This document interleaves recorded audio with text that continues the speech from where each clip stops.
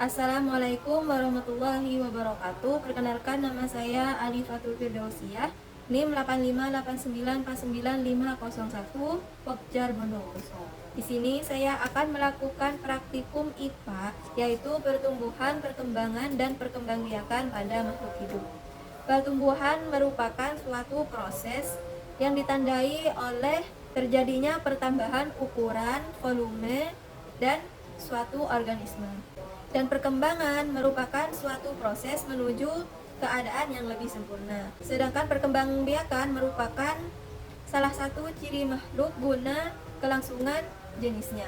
Seperti yang telah kita ketahui, baik pada hewan ataupun pada tumbuhan yang berkembang biak secara generatif ataupun vegetatif. Perkembangbiakan generatif yaitu perkembangbiakan melalui perkawinan. Sedangkan perkembangbiakan vegetatif yaitu melalui berbagai cara, seperti membelah diri, bertunas, ataupun fragmentasi. Itu terjadi pada hewan rendah.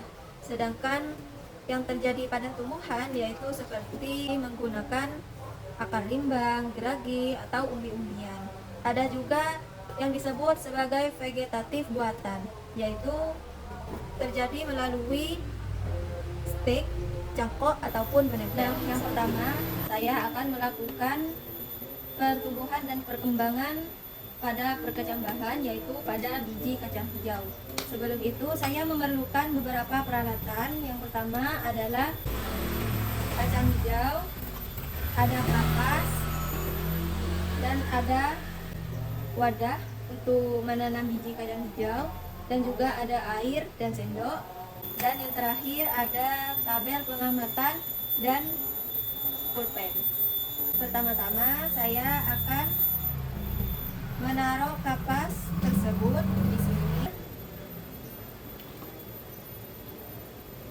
Nah, seperti ini. Selanjutnya kita sirami air secukupnya.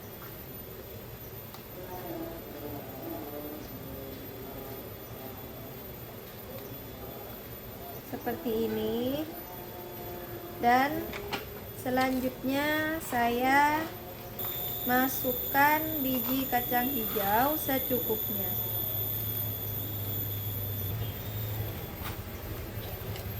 Hasilnya akan seperti ini, bisa kita lihat ya.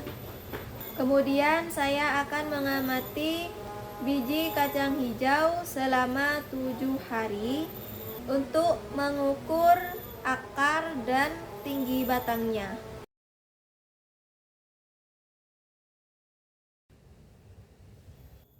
Nah, yang kedua, saya akan melakukan praktikum IPA, yaitu pada perkembangbiakan tumbuhan. Saya akan mengamati struktur bunga pada bunga sepatu. Ini adalah contoh bunga sepatu. Bisa kita perhatikan, ini adalah contoh bunga sepatu. Sebelum saya mengamatinya, saya memerlukan beberapa peralatan. Yang pertama adalah HP sebagai pengganti dari kaca pembesar, dan ada silet, pulpen, dan juga tabel pengamatan, dan tentunya ada bunga sepatu. Langkah pertama, kita akan mengamati struktur bagian-bagian pada bunga sepatu. Di sini ada tangkai bunga sepatu dan ada kelopak bunga, dan ini adalah mahkota bunga. Yang ini adalah putik bunga dan benang sari. Saya akan mengamati satu persatu dari bagian-bagian tersebut. Pertama adalah kelopak bunga. Kelopak bunga pada bunga sepatu berwarna hijau, bentuknya menyerupai lonceng dengan ukuran yang cukup besar. Kelopak ini fungsinya yaitu melindungi mahkota saat masih muda. Bagian kedua adalah mahkota bunga. Di sini mahkota bunganya terdiri dari 1, 2, 3, 4, dan 5. Ada 5 helai. Untuk mengamati lebih detail, saya akan mengambil satu helai pada mahkota bunga tersebut. Ini adalah satu helai dari mahkota bunga tersebut. Mahkota bunga tersebut berwarna merah dan berbentuk sedikit lonjong, dan ukurannya relatif besar. Mahkota bunga tersebut mampu membuat serangga untuk membantu proses penyerbukan pada bunga sepatu tersebut. Selanjutnya adalah bagian putik dan benang sari. Untuk mengamatinya, saya perlu meretas semua mahkota bunganya. Ini adalah bagian putik dan benang sari seperti ini. Tangkai putik yang menjulur tinggi keluar dari dasar bunga berisi kepala putik yang berbentuk oval dan berwarna merah. Dan bentuk benang sari tangkainya berbentuk tabung mengelilingi tangkai putik. Kita bisa lihat ini adalah serbuk sari yang berwarna kuning. Ini adalah serbuk sari dengan jumlah sekitar 72. Dan di sini ada kepala putiknya. Ini berjumlah 1, 2, 3, 4, 5. Selanjutnya saya akan mengamati bakal biji pada bunga sepatu. Saya akan membelah dari tangkai putik sampai dasar bunga.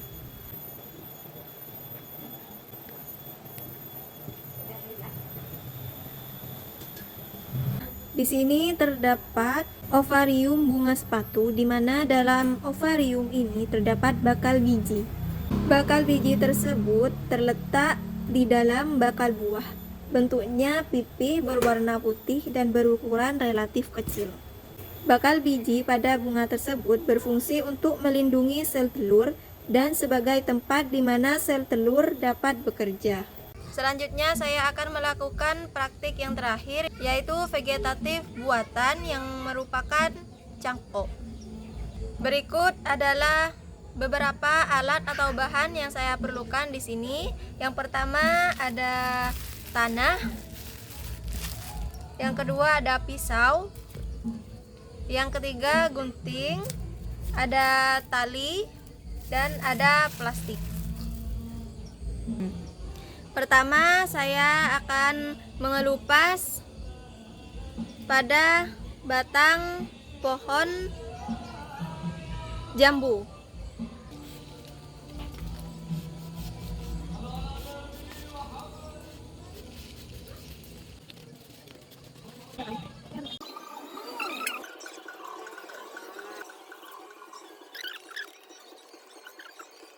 Nah, setelah itu kita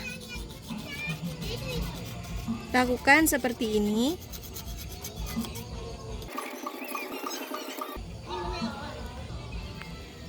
Nah, seperti ini. Setelah itu kita tunggu 6-12 jam. Nah, ini hasilnya setelah 12 jam. Kemudian saya akan membungkusnya dengan tanah.